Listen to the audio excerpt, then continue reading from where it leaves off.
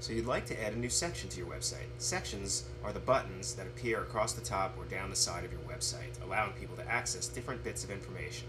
In order to create a new section, simply click on the Sections tab at the top of the administrative module. You'll see a list of the existing sections. To add a new section, click on Add.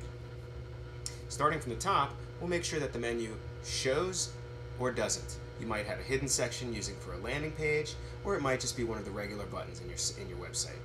In our case, we're going to name our example section About Our Company. If this is a drop-down menu, if it's a subsection, you'll simply select the parent. In this case, we are going to make this a root section.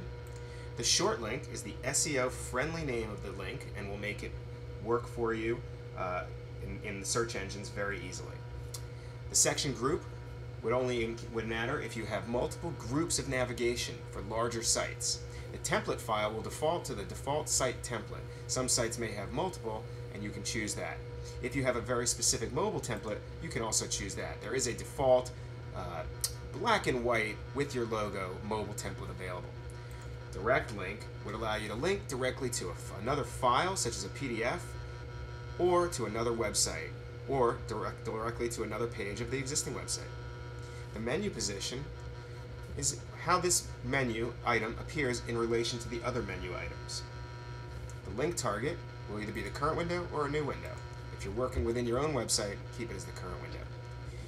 The protect option allows you to create password protected content. We'll cover that in another lesson, but in order to turn that on, you'd simply choose yes or no. And then of course the protect intro is the bit of text that might appear above the login screen when you reach that. Show page date, yes or no, will allow you to show a date on the article of the page.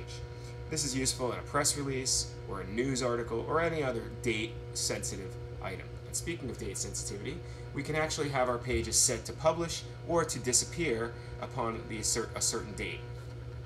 And you can see it could be none, it can be show on or after the page date, or show after the page date.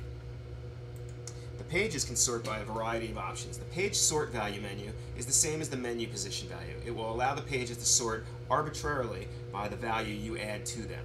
You can also sort by the headline or the actual article date. Headlines are great for FAQs, and article date is great for press releases or news articles. Page comments allows you to set up the ability for users to enter comments on your site. We of course recommend that you think carefully before enabling this, as it is a high source of spam in many sites. And finally, you can have an image that can be used in the template if you want to have a section header image that would appear on all pages of this section. So now we'll simply click Add, and you can see a new page was entered, and you'll have a chance to enter content and publish a page, which of course we cover in another article. And that's it. You've just added a new section to your existing website. Thanks.